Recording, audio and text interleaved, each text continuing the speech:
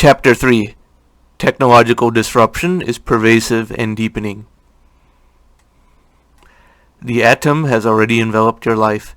If we are to begin to believe that a centuries-old trend of accelerating economic growth is ongoing and about to take us to very high growth rates, we have to take the analysis to a much more personal and precise level. We have to observe and measure how this trend has enveloped your life. The ubiquitous meme embedded into most discussions of technological progress is Moore's Law. The iconic observation by the great Gordon Moore of Intel traces its origins back to 1965, where an article in Electronics magazine described how the number of transistors in an integrated circuit is destined to double every year, later revised in 1975 to double every 2 years. Now, half a century later, this publication aims to introduce a next-generation two-axis concept to the venerable and still valid but nearly succeeded Moore's Law. Anyone who has purchased computers over the years has come to expect the price of computing power to halve every 18 to 24 months, making the expanding constellation of gadgets cheaper and smaller. But for most people, the observation stops there. They don't see the true long-term implications of this pricing phenomenon beyond the need to upgrade their computer or smartphone every few years. This oversight is akin to missing the forest from fixating on an individual tree. Since Moore's Law is limited to semiconductors, and specifically to comparing one chip to the next one chip, the unknown sister of Moore's Law must be mentioned alongside it. Data storage technologies have improved in a manner identical to Moore's Law, even though it involves different technologies only indirectly related to semiconductors in entirely different companies. $1 purchases more storage than $1 billion could have purchased 40 years ago, and that storage occupies much less space today. But there is another layer to this exponential progress which transcends even Moore's Law and the equivalent for storage. Consider that on top of the approximate 18-month doubling times of both computational power and storage capacity, both of these industries have grown by a combined average of approximately 14% a year for the last 50 years. Individual years have registered much higher or lower growth than that, but let us say that the trend growth of both industries continues to be 14% a year. Software price performance doubles at a much slower rate, 6 to 9 years per doubling by many estimates, but nonetheless is an exponential improvement in its own right. The revenue growth rate is a general indicator of device proliferation and technology diffusion, and many visible examples of this surging wave present themselves to the observant eye.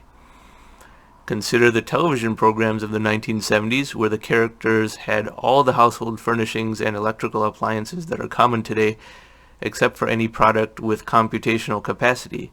Yet prosperity has risen greatly since that time, and it is obvious what the only catalyst could have been. Closer to the present, among 1990s sitcoms, how many plot devices would no longer exist in the age of mobile phones and Google Maps? Take a program as widely viewed as Seinfeld.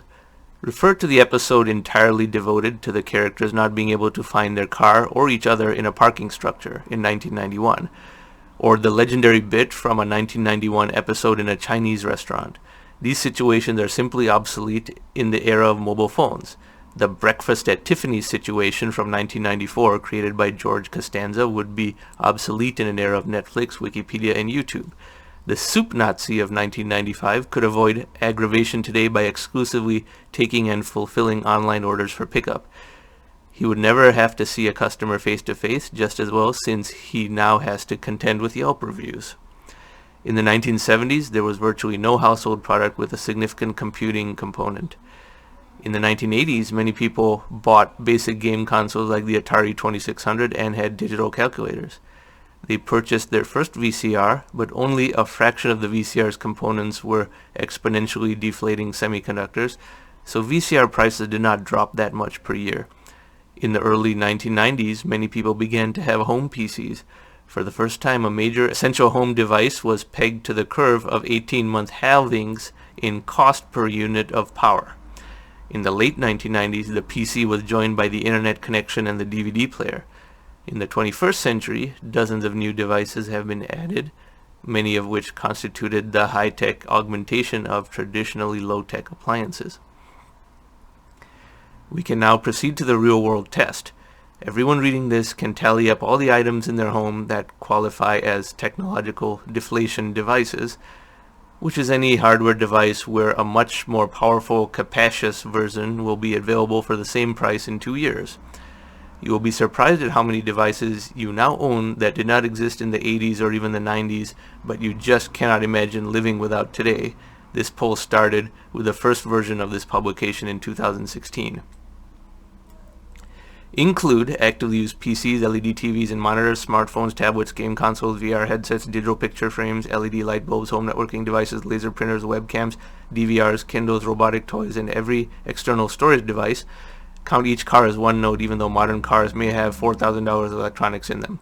Exclude old tube TVs, film cameras, individual software programs, video games, films on storage disk, any miscellaneous item valued at less than $5, or your washer, dryer, oven, clock, radio, just for having a digital display, as the product is not improving dramatically each year.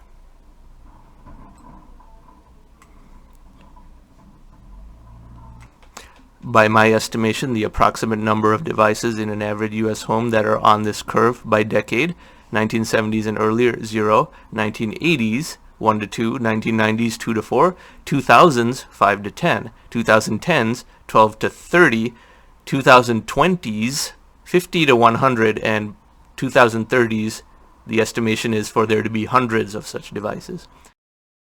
This progression is even more striking when you consider how many devices are simultaneously consolidating. A smartphone now has a camera, storage, music player, calculator, alarm clock, and GPS system within it, removing all of these separate devices. Despite the understatement inherent to counting nodes, more and more nodes, themselves rising in average complexity, continue to enter daily life. There was no metric of technological advancement before the modern era that was progressing so rapidly and widely. This effect is visible across every type of electronic device. Take a look at this chart of Apple iPod unit sales in relation to iPhones and iPads. There's great beauty in a chart like this. It initially encapsulated how when a combination of technologies, storage, batteries, music, software processing, etc., finally becomes inexpensive and compact enough to be combined into a device of the right price, size, and utility, the sales of the novelty skyrocket. Yet when the functionality becomes mature just a few years later, the entire iPod becomes a subset of the more advanced iPhone or iPad. Individual iPods no longer sell at that point, much like individual calculators no longer sell.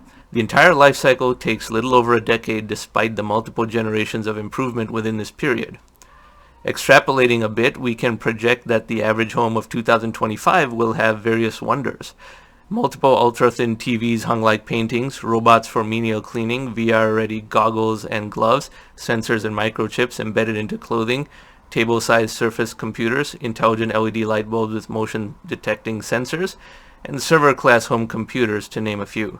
The home network of at least 15 nodes manages the entertainment, security, and energy systems of the home simultaneously.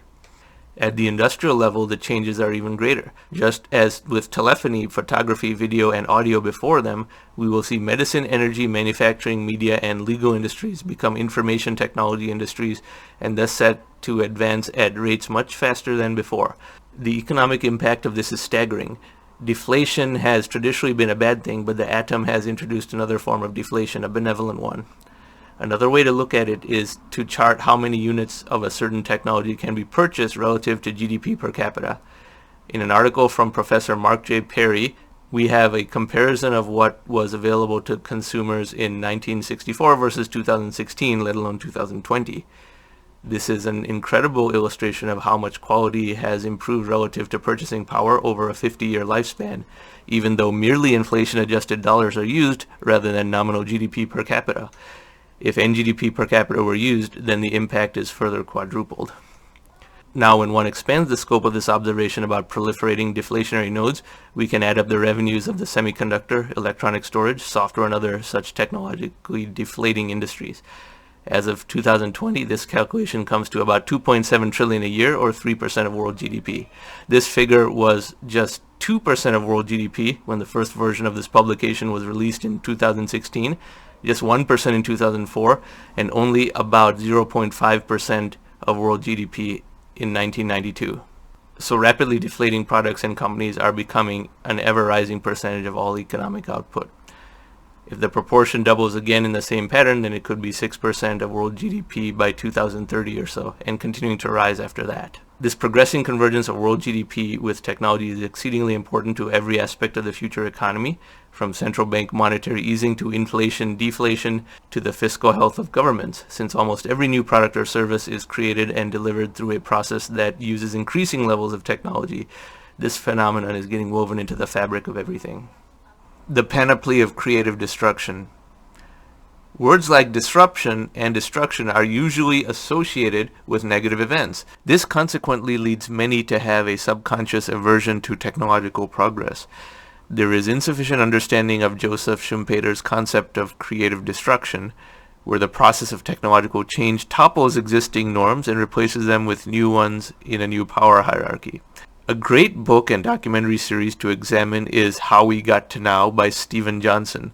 Mr. Johnson chronicles the iterative and messy process through which light, sound, time, and other fundamentals were eventually harnessed for modern human use.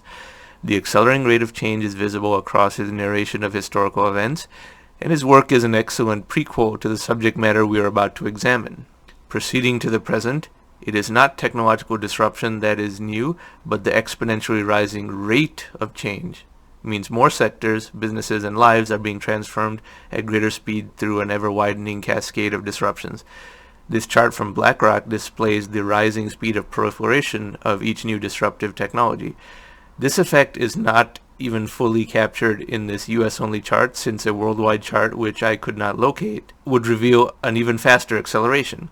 The accelerating rate of change is visible here as well, and a continuation of this trend indicates that upcoming technologies will vault from 0% to 50 to 80% penetration within just a few years. This effect can be across industries that have been unperturbed for decades, or by the creation of entirely new industries altogether. Furthermore, for the very first time, evidence is emerging that seemingly unrelated disruptions have some degree of interconnectedness with each other. Incumbents often go to great lengths to suppress disruptions, even if they themselves attain the position through some previous disruption. Whenever an incumbent industry has a misguided belief that disruption can be prevented outright by going to the government to get protectionist barriers erected around it, that industry merely experiences a temporary delay in the disruption, after which the reversion to the trend line is necessarily sharper. The script unfolds predictably. The incumbents focus more on political favors than innovation, which is usually a poor strategy when multiple industries are simultaneously seeking favors from the same government. In the meantime, the successors ascend to great heights at a speed the regulatory complex cannot handle, and the entire situation becomes more headline-grabbing than it otherwise may have been. Examples of such industries include publishing, taxis, and universities, all of which predictably ended up seeing their disruption happen in a compressed time, with the post-disruption landscape ending up where the general trend line would have predicted anyway.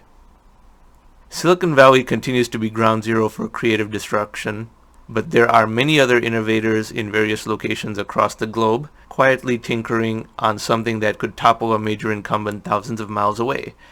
Quite a bit of disruption happens from incremental refinements crossing a certain threshold, rather than a radical new product strategy, and hence Asia is a major source of disruptive sparks in its own right. Just a few examples of creative destruction that are currently underway include, number 1, artificial intelligence. After decades of quiet progress unnoticed by those outside the field, is now on the brink of making an immense economic impact due to both parallel computing and big data both reaching cost effectiveness as enabling technologies.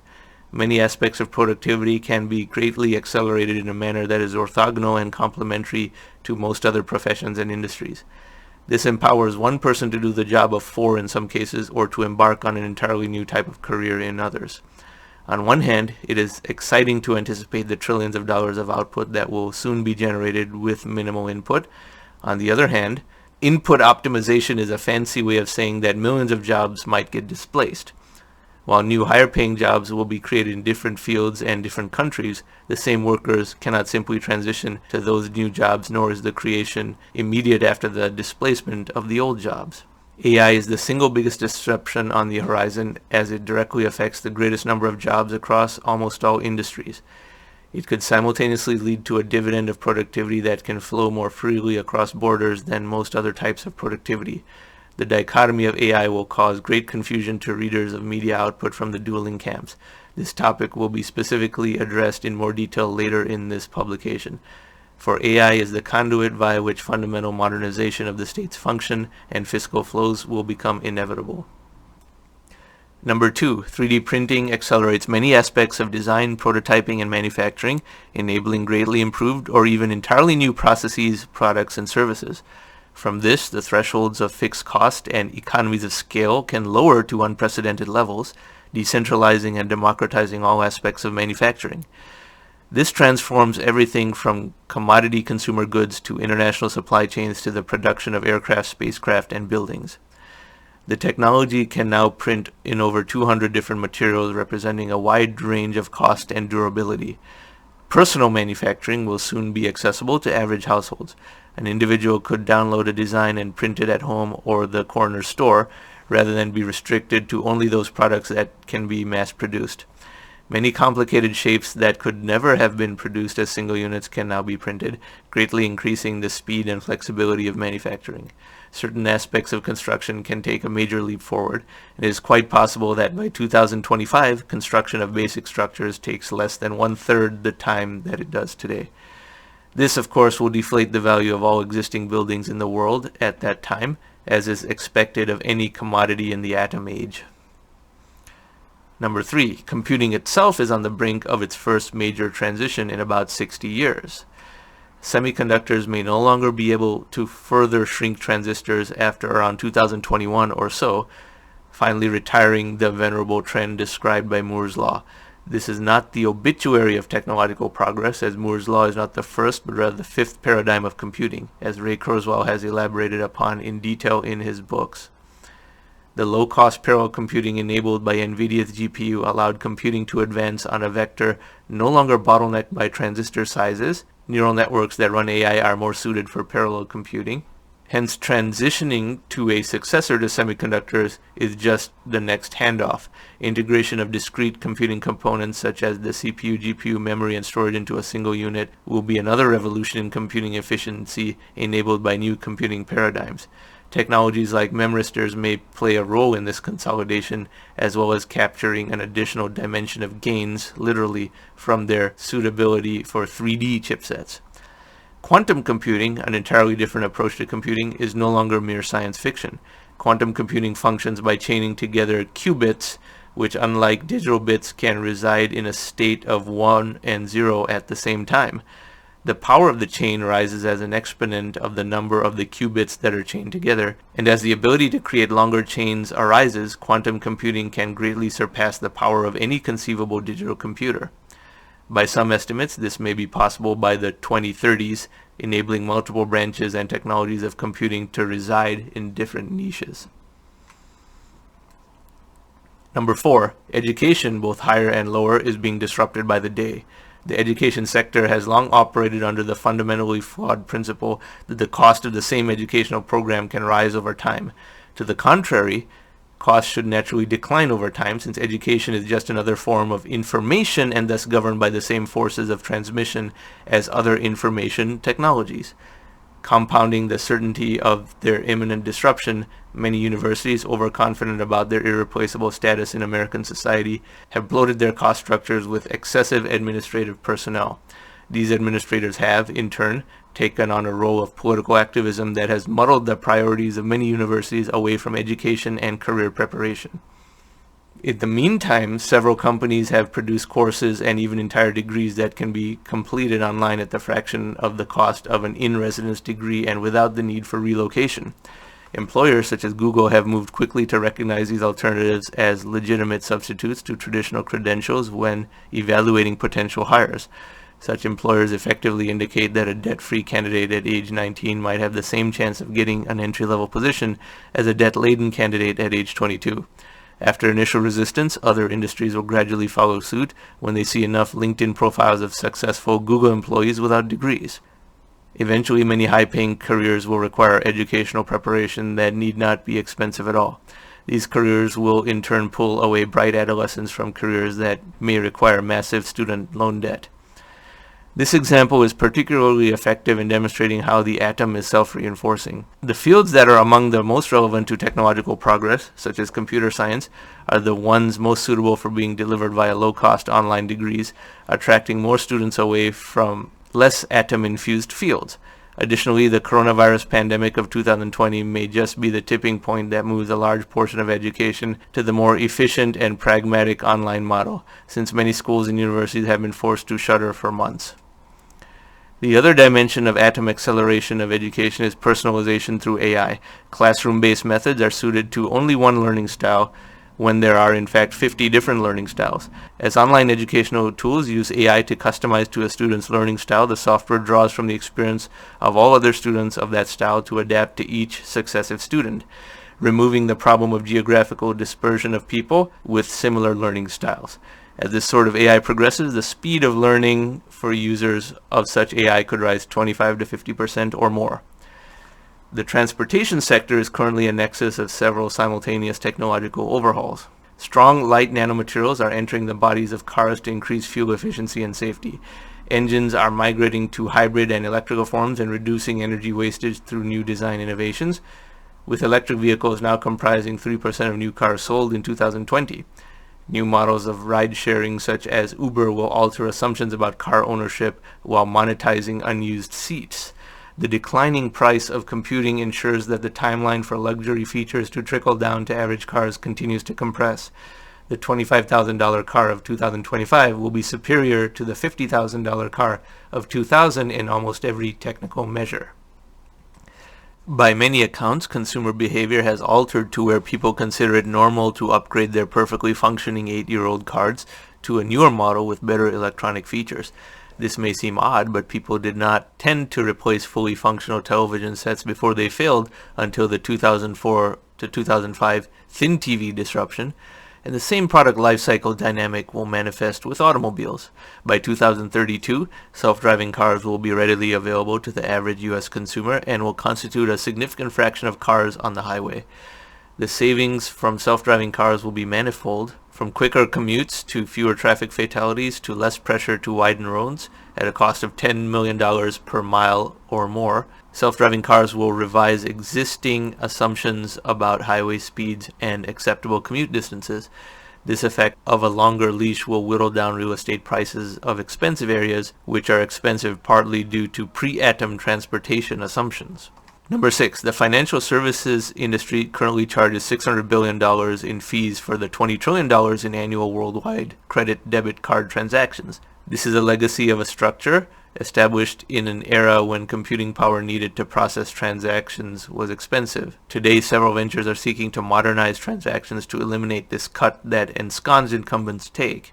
Major financial services companies may see shrinkages in revenue and will have to innovate and create new value-added services. The companies that do a better job of this than their competitors will accrue all of the industry profits while the others will go bust.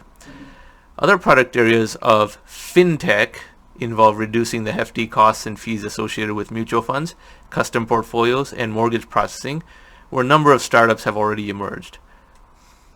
On the systemic side, an area of disruption is distributed ledger technology. A distributed ledger enables the formation of smart contracts. Such a capability provides a degree of transparency and incorruptibility that may dramatically reduce the cost of transactional security and contract integrity. Smart contracts can automate many forms of contracts that are both expensive and available only in very granular retail forms. For example, a lawyer may have a certain contract template and then charges clients $6,000 for each one with only minimal customization. If he has 1,000 clients over a few years, that is 1,000 times $6,000 or $6 million in fees. If 1,000 such lawyers all do the same thing, then that is $6 billion in fees charged by 1,000 lawyers to 1 million clients. Instead, a smart contract automates all this and delivers it at less than 1/1000th of the cost, eliminating almost $6 billion in cost across the economy, generating technological deflation and increasing access of this sort of contract to people who are not willing or able to pay $6,000 in the old order. This can be applied to a wide range of contracts as well as government transactions such as registrations, filings, and the disbursement of benefits and grants. Many aspects of government efficiency, federal, state, and local, could rise 25% or more. Number 7, in the healthcare sector, there are a number of disruptions seeking to crack the innovation obstructing walls erected across the industry in country after country. This is a major front in the battle between technology and excessive graft/cronyism, the endless frustration that technology has not yet overcome these barriers to bring cost deflation and market competition to an industry notoriously averse to them may be at a turning point within a few years. The cost of genome sequencing plunged by a factor of 1,000 in an extraordinary 4-year burst from 2007 to 2011 and is still dropping further. While this has not yet created proportional cost reductions across other parts of the healthcare sector due to the enabling components being more static, as those costs inch down, more people will sequence their genomes. From this, networks of common genetic patterns will form by the 2020s. This will accelerate research around the genetics of disease as medicine begins to take on a search engine flavor. When AI enters the equation, as patients feed symptoms and photographs into some deep learning engine, the engine becomes better at diagnosing ailments, which increases broader usage, which increases the engine's precision further in a self-reinforcing loop. A human doctor cannot assimilate the input of thousands of patients dispersed across various geographies, and the engine serving as the AI doctor can be accessed from home at any hour and certainly at much lower cost. As some physicians realize they need to practice medicine in collaboration with these new technologies, the more genome and AI-savvy MDs will thrive, while those who still adhere to the paternalistic paradigm will be left behind. As the medical profession transforms from the greater proliferation of the for patients by patients medium of knowledge, this will begin to lower costs. Another disruption is surgical robots, where incisions can be small and precise instead of large enough for the surgeon's hands. This minimally invasive approach reduces risks and recovery times of major surgeries by 50 to 90%. Intuitive Surgical, the premier manufacturer of surgical robots, currently holds many key patents in this sector. As their patents expire, the cost of surgical robots will drop greatly as more entrants into the marketplace generate competition and make up for lost time. As more surgical robots connect to the cloud and begin to incorporate AI, the learnings of any one robot will immediately be available to every other robot accessing that repository of algorithms. The persistent problem of healthcare innovation being obstructed by excessive government involvement in each transaction is the creation of the perverse situation where technological changes actually increase costs in the short term. This is because the weight of disruption is not yet enough to generate cracks in the dam levels of pressure. As the scope of technological disruptions eventually becomes too much to regulate, the present disgrace will be overcome and will then finally see costs decline. Number 8. The energy sector is in the midst of numerous long overdue disruptions that would take several pages to fully describe. The compound effect of multiple disruptions has introduced competition between sectors that were previously unrelated, in a superb example of how the atom works. In one of the most important predictions at the Futurist, I predicted in early 2011 the permanent decline in oil prices on account of atom principles. Oil is unlikely to rise above $70 a barrel for a very long time, if ever. Electrical vehicles displace oil consumption with electricity, even while the electricity itself starts to be generated through solar, wind, and ultra-low-cost natural gas from hydraulic fracking technology. Photovoltaics, in particular, has been following a steady price decline trend for over 40 years under Swanson's law and is soon going to be the most cost-competitive form of electricity in the lower latitudes that contain most of the world's population.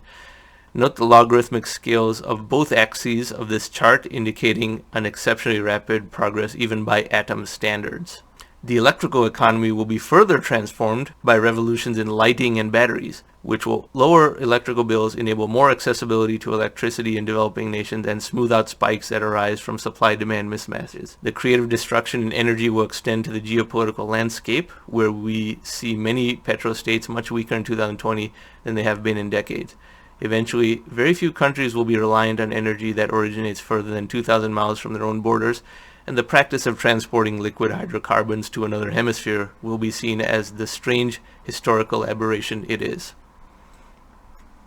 Number 9. After decades of stagnation, space exploration is finally seeing a handoff from being the exclusive endeavor of 3 to 4 major governments to being a target for private enterprise. Private space flight is becoming cost-effective through companies like Elon Musk's SpaceX. from these flight capabilities, asteroid mining might be a decade away from yielding trillions of dollars of valuable elements from nearby asteroids, which will of course crush the price of valuable metals on Earth, facilitating new industrial applications and more technological deflation. There is a particular interest in heavier, i.e. precious elements that are rare in the Earth's crust, having sunk to the center, but more common within certain asteroids due to lower mass and thus gravity. This could collapse the price of gold, platinum, and other metals due to the supply increase. 3D printing adapted for space can construct elaborate structures in space itself merely by refilling the orbiting printer with printing filament, which is far easier than launching finished products from Earth. Large orbiting mirrors might serve to reflect sunlight towards a desired location on the Earth's surface, such as onto a major city during nighttime. The progress in semiconductors, storage, batteries, and data transmission is particularly valuable for space as it permits satellites and probes to shrink down to a mass that can be launched without rockets, while wireless software updates can upgrade them continuously from Earth. We are about to have thousands of times as many images from space of objects never before imaged in such detail as we have had in the past. Number 10. E-commerce is not new and was the basis of the dot-com bubble of the Y2K era. However, the real value of e-commerce is not the mere ability to save retail overhead costs and have products delivered to the home. There's a second layer of value that is only being realized now, 20 years after the first wave. This value is from the data collection inherent to e-commerce. It has been long known that companies like Google and Facebook provide their products and services for free because they monetize user data. Amazon does this too, even though its products are not free. Amazon and other e-commerce retailers thus have the ability to undercut brick-and-mortar retail even further without incurring a loss, as the data layer is a second source of money. E-commerce, prior to the coronavirus crisis, was about 12% of total U.S. retail, and the coronavirus quarantine pushed it higher. Even after the crisis abates, it may stay at a permanently higher level on account of this fast forwarding of growth. The shift away from brick-and-mortar retail has many effects, particularly in the United States, where allocation of land to physical retail is far higher than in most other countries. This land will have to be repurposed, which is a huge dividend of new land available for pressing contemporary uses such as housing. Local governments are not dynamic enough to modernize zoning ordinances and permits to enable the free market to repurpose this resource at market speeds, so there could be disruptive pressure on this front as well due to the gales of creative destruction unleashed by e-commerce's inexorable rise.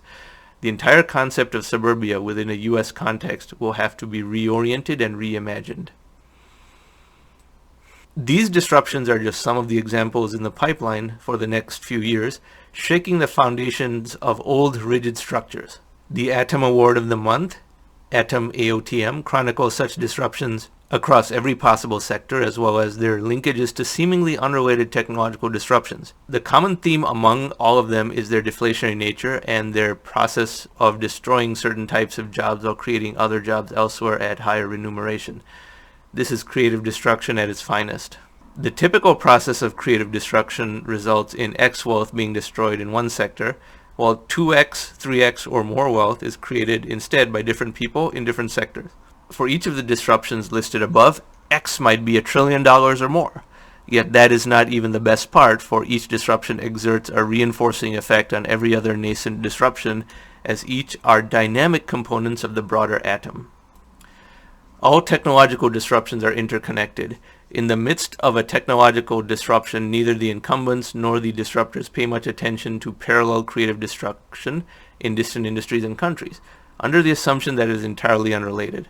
On the contrary, my proprietary research has discovered that all technological advancement and all creative destruction is interlinked by varying degrees of distance. It is not a constellation of many isolated techno centers operating in different industries and geographies, but one unified atom, where one successful cycle of creative destruction strengthens the prospects of each subsequent candidate technology in the pipeline, and the aggregate economic volume of such disruption rises exponentially. One of the best examples of this can be illustrated by returning to the example of the crude oil market. When oil prices began to rise around 2004, various people who project every trend linearly from a rear-view mirror analysis descended into hysteria about peak oil, with some going so far as to insist that economic prosperity would regress back to that of the 19th century once oil became too expensive. By contrast, technologically and economically literate observers were untroubled because they knew that higher oil prices would necessarily cause a market response across the entire phalanx of mitigating technologies from every direction. Drillers worked to improve their hydraulic fracking methods. Material scientists worked on lighter yet stronger materials for cars.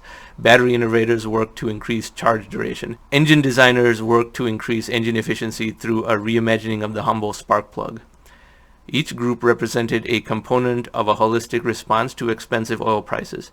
As each column advanced on the problem from a different direction, speeding up as oil got more expensive, there was never any real chance of oil staying significantly above $110 a barrel for a lengthy period, and as of early to mid-2020, it is down to a mere $20 to $25 a barrel after years of ongoing disruption of oil supply and demand. Gold and copper may seem to have no relation to oil, but the same process of disruption manifested there as well. The high price of gold created a larger market window to prospect for more supply, and aerial drones increased prospecting efficiency by orders of magnitude in remote locations. A second example, which happens to be imminent, is the retail sector of India. Anyone acquainted with India knows that the retail experience is still of a 19th century nature, with inconvenient layouts, cash payments, rude haggling, and prices varying by over 50% between merchants less than 100 meters apart. The supply chain is so inefficient that half of all fruits and vegetables rot before reaching the point of sale, and routine shopping that may take an hour in the US takes half a day in India. Since these mom-and-pop operations are a powerful voting bloc, the government has erected steep barriers to obstruct the entry of foreign retail chains, such as Walmart and IKEA. These multinationals would, by their very operating presence, improve infrastructure, logistics, and price competition across India. Yet this overdue progress is being thwarted through electoral politics. The atom, in response, has merely redirected to move the disruption to a higher, broader plane. If international-grade brick-and-mortar retail is being obstructed, that makes it simultaneously easier for e-commerce to emerge. If landline internet proliferation was not rapid enough, the smartphone delivered wireless internet access deep down the pyramid, which in turn made e-commerce accessible. This is one of the great examples of how the atom invariably bypasses obstructions in proportion to how stifling they are. In India today, the e-commerce sector is projected to grow at over 30% a year for the next few years, enabling an improvement across roads, consumer finance, and marketing that otherwise was progressing at the most sclerotic of rates. The same principles apply to more widely dispersed areas of innovation. As described above, many poorer countries are resistant to the implementation of even 20th century technologies. But as one product, the smartphone managed to percolate through the dense barriers to reach people with no prior internet access. Cracks began to emerge in the technological time capsules that such societies represent. Many other technologies are now gaining a long overdue foothold even there through this new conduit of atom transmission. Apps to facilitate education, health, agriculture, and transportation can easily spread to a huge number of people who were far below the economic threshold, one previously associated with advanced technology usage. Since the smartphone is often the first electricity-consuming device for some of these rural users, it forces the emergence of a power grid where there was none before. The government ineptitude that failed to provide electricity is bypassed by the decentralized nature of photovoltaics and the rapid price declines seen under Swanson's law. This in turn creates electrical power that in turn enables other devices to be used in these areas for the first time. What this demonstrates is that the atom has a certain aggregate amount of disruptive capacity that rises each year with accelerating rates of technological progress. More specifically, the magnitude of each individual disruption at a particular time determines how much of the atom is occupied until the disruption manifests, after which that portion of the atom moves on to the next disruption. By monitoring and measuring the various instances of creative destruction along the way at any given time, one can estimate both the size of the atom and the force it will exert on subsequent disruptions once the completion of current disruptions frees up atom capacity. If toppling a formidable problem like $110+ a barrel of oil occupied a substantial fraction of the atom for over 7 years, then the completion of that disruption frees up that portion of the atom for the next one. This could be one similarly huge obstacle or a dozen smaller ones. Under the concept of human civilization merging with technology prophesied by Ray Kurzweil, this could be the early evidence of a unifying fabric of technology that leads to a technological singularity in a few decades' time. While that topic is beyond the scope of this publication, see my Singularity article here, what is apparent now is how a pipeline of disruption and the allocation of the atom between them based on how sweeping, complex, and due the disruption is can be estimated. This provides a path to more precise forecasts. Creative destruction and human collateral damage. While the gains of wealth and productivity look excellent at the highest level of macroeconomic statistics, the human cost incurred by the sifting sands are a different matter. By current trends, the U.S. economy seems mired in a long-term status quo where vanishing industries force many laid-off workers to start in new industries at the entry level for half of their previous compensation.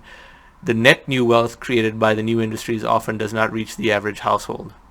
One could declare that income diversification is the golden rule of the early 21st century, and those who fail to create and maintain multiple streams of income are imperiling themselves.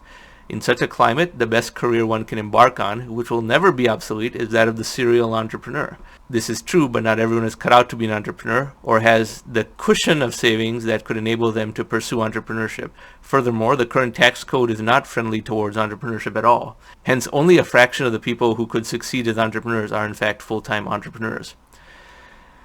The U.S. citizenry often sees a baffling paradox of weak employment and low labor force participation despite high corporate earnings growth.